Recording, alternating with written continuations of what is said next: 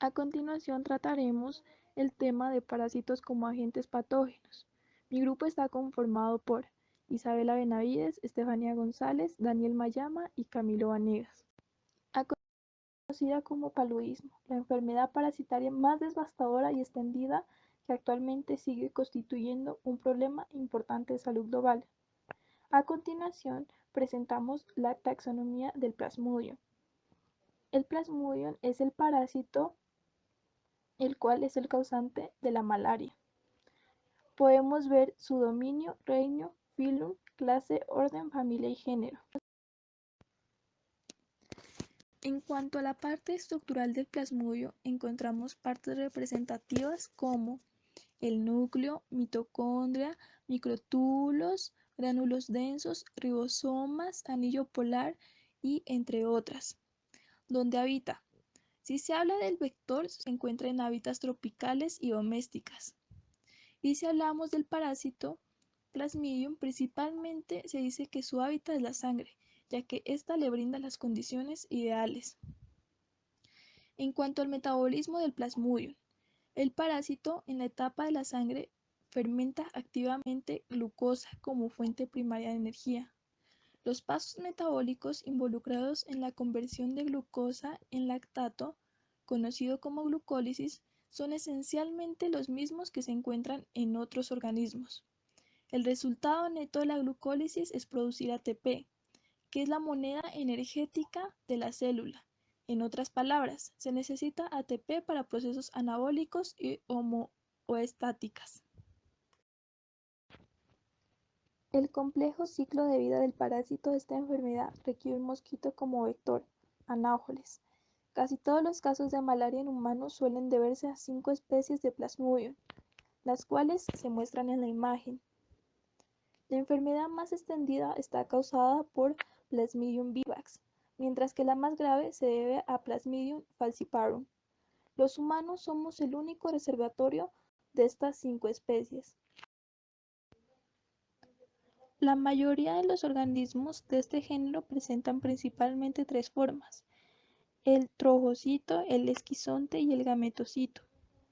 El trofocito es la forma parasitaria activa que es capaz de reproducirse y alimentarse. Es la que entra en las células para proceder a alimentarse de ellas. El esquizonte es una fase intermedia dentro del ciclo de la vida de los organismos del género Plasmodium. Y el gametocito es la célula sexual propiamente dicha. Puede ser de 2 tipos: macrogametocito o microgametocito. En la imagen observamos a un glóbulo rojo parasitado, el cual es 2 veces mayor que una célula normal. Se observa ligeramente rosado con puntados citoplasmáticos, los cuales se llaman gránulos de Schnupfer. Los protistas desarrollan parte de su ciclo de vida en el cuerpo humano y parte en el cuerpo de las hembras del mosquito Anopheles, el cual es el único vector que transmite los Plasmodium.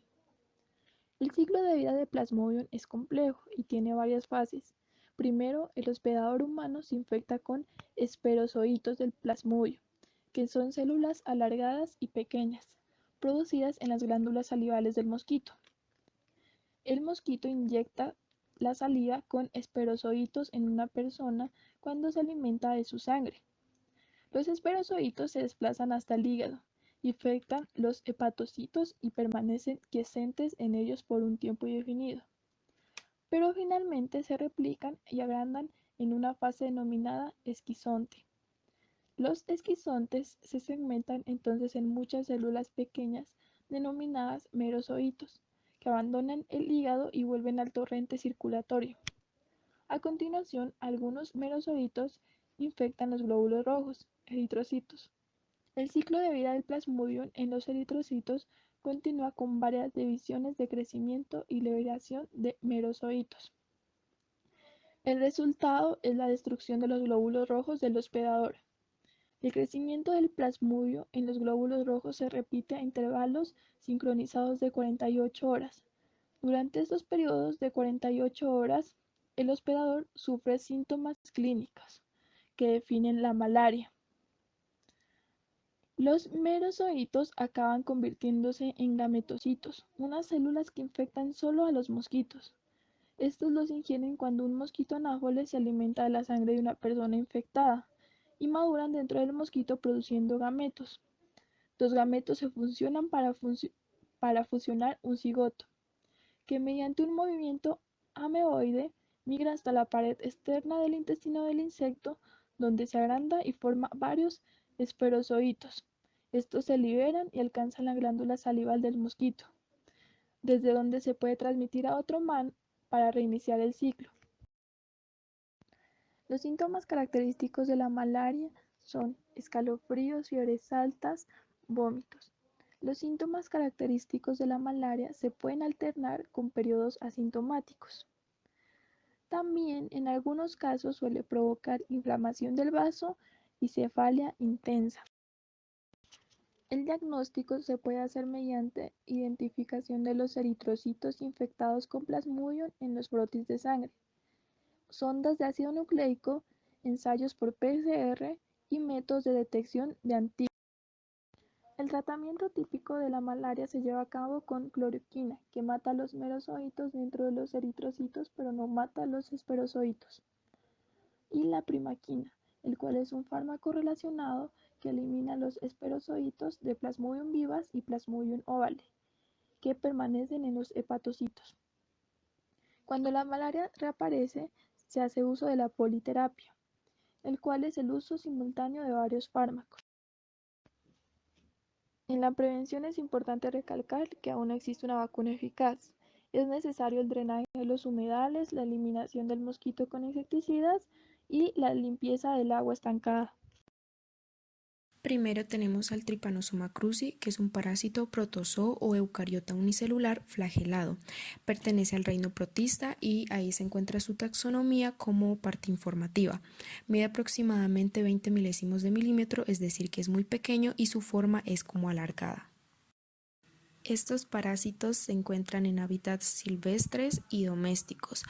De esta forma toma como huésped a los chinches, principalmente a los insectos triatóminos porque hay otras especies, y mamíferos, principalmente a nosotros los seres humanos, aunque hay otros mamíferos a los que contagia. Este parásito se encuentra de tres formas: el epimastigote, que es generalmente en el intestino del insecto triatómino; el amastigote, que es una división intracelular en los tejidos del huésped mamífero; y trimastigote, que es posterior al núcleo, o sea, en el torrente sanguíneo. Su principal fuente de carbono es la glucosa. Los Trypanosomas cruzi poseen transportadores de hexosas-fosfato para adquirirla desde el medio externo por difusión facilitada. Esta glucosa es procesada en su glicosoma. La obtención también de aminoácidos dependen exclusivamente de los transportadores de membrana que estos parásitos presentan, para usarse también como fuentes de carbono y reservorio de energía. El Trypanosoma cruzi produce la enfermedad de Chagas. Este patógeno está presente más que todo en ambientes tropicales o cálidos como en América Latina. Sin embargo, en los últimos años también se ha presentado mucho en Estados Unidos. La principal vía de transmisión del Trypanosoma cruzi es de forma vectorial, es decir, por la picadura del insecto triatómino. El ciclo biológico de este patógeno presenta dos etapas: en el ser humano y en el triatómino. En el ser humano es infectado cuando el insecto vector lo pica en las uniones mucocutáneas y defeca. En sus heces están los tripomastigotes metacíclicos, que entran en el torrente sanguíneo y van a las células donde se convierten en amastigotes y se multiplican por fisión binaria. De ahí salen y se vuelven a convertir en tripomastigotes, que pueden ir a dañar más células o pueden infectar a otro insecto triatómino. Cuando este insecto triatómino pica a un mamífero infectado, pasa directamente los tripomastigotes metacíclicos a su torrente sanguíneo y estos se convierten en epimastigotes, donde se da la multiplicación en el estómago del insecto y estos se convierten nuevamente en tripomastigotes metacíclicos que salen en las heces, siguiendo así el ciclo. Los síntomas de la enfermedad de Chagas se da en dos fases. En la fase aguda principalmente se presenta en niños menores de 10 años y dura semanas o meses. Los síntomas aquí son leves como fiebre elevada, escalofríos, dolor de cabeza, dolor muscular, inapetencia o falta de apetito y la principal que es la aparición de edema palpebral como se ve en la imagen del niño. La afección del sistema nervioso central también produce ansiedad, irritabilidad y embotamiento mental, que es la incapacidad de sentir emociones.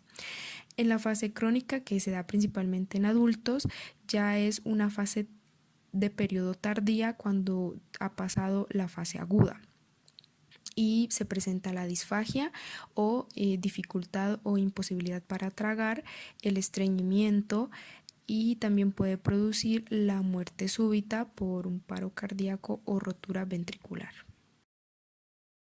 Para tratar esta enfermedad existen dos medicamentos, el benznidazol, que aumenta la producción de intermediarios que modifican macromoléculas convirtiéndolas en genotóxicas para dañar el ADN de los parásitos que se encuentra en el cinetoplasto. También está el nifurtimox, que genera productos de la reducción de oxígeno, lo que lo hace susceptible al parásito, al estrés oxidativo, y de estas dos formas se puede destruirlo. Los dos medicamentos son casi 100% eficientes en la fase aguda, sin embargo, con el pasar de la enfermedad, esto disminuye.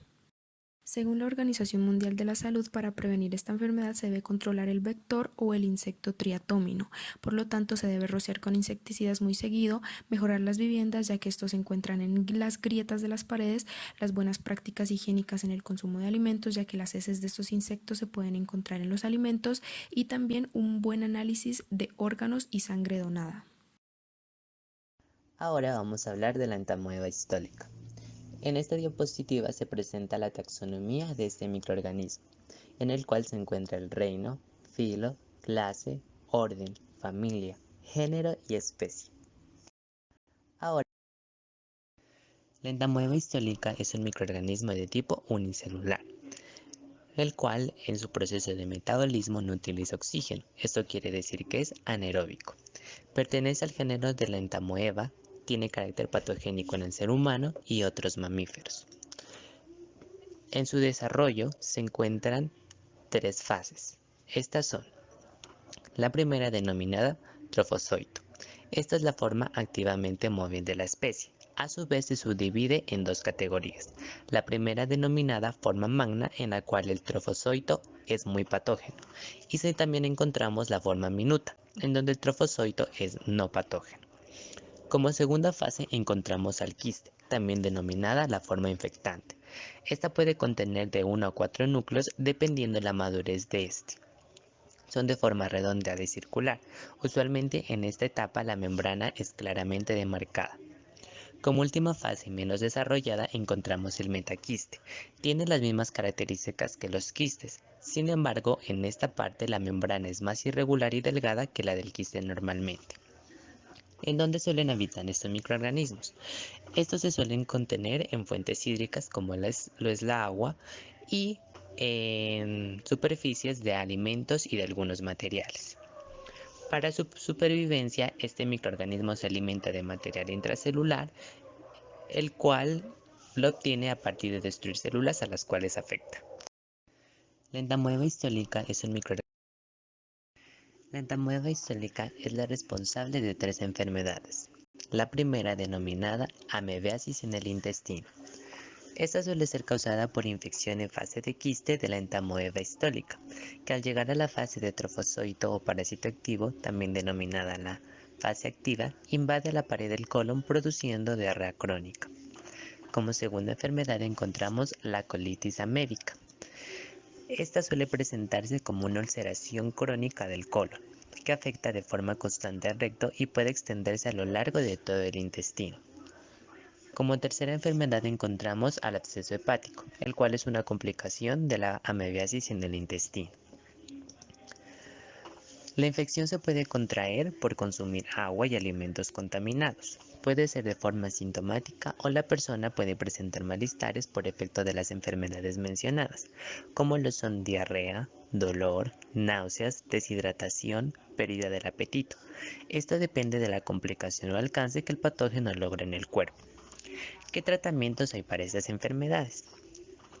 Para las enfermedades que produce la entamoeba histólica existe tratamiento de tipo farmacológico. Entre los medicamentos más usados se encuentra el metronidazol, el cual es un antibiótico que combate las bacterias en la mayoría de los tejidos. También podemos encontrar la tetraciclina y furoato de diloxanida, los cuales van a actuar en la pared intestinal. Para diagnosticar las anteriores enfermedades se suele recurrir a realizar pruebas de heces fecales y pruebas visuales como ecografías y tomografías. Según la OMS, cada año mueren decenas de personas por causa de las lesiones intestinales y extraintestinales que genera dicho patógeno, el cual se ha categorizado como un patógeno de tipo B en la prioridad de defensa. Esto según el Instituto Nacional de Alergias y Enfermedades Infecciosas. La Organización Mundial de la Salud ha publicado algunas recomendaciones efectivas para evitar contraer enfermedades a partir de la entamoeba histólica. Entre ellas se encuentra: primero, el lavado de manos continuo. Es muy importante ya que una buena higiene de las manos en los niños y en las personas adultas ayuda a prevenir la propagación de gérmenes que provocan enfermedades de tipo común. Como segunda recomendación se encuentra el lavado de alimentos y tratamiento de agua. Estos ayudan a eliminar las bacterias que se encuentran en las aguas y en la superficie de dichos alimentos de consumo. Y por último se encuentra el uso de antimicrobianos. Estos son medicamentos que destruyen los microorganismos e impiden la multiplicación o desarrollo de estos dentro del organismo. Si alguna persona tiene algún síntoma relacionado con las enfermedades mencionadas a partir de la entamoeba histólica, es necesario que se acerque al médico más cercano que posea para descartar posibles enfermedades o agravaciones de ellas. La organización Algunas características de este parásito es que posee un solo núcleo en el citoplasma, es un parásito intracelular obligado, se reproduce por fisión binaria, habita más que todo en humanos y mamíferos e insectos, siendo una interacción parasitaria para los humanos y mamíferos y usando de vector a los insectos.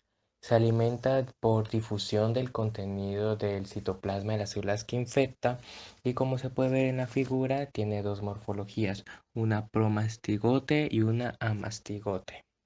Como se ve en la siguiente gráfica es el ciclo vital del parásito de Leishmania.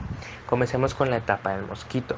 El mosquito ingiere macrófagos infectados cuando se alimenta de la sangre de un huésped enfermo.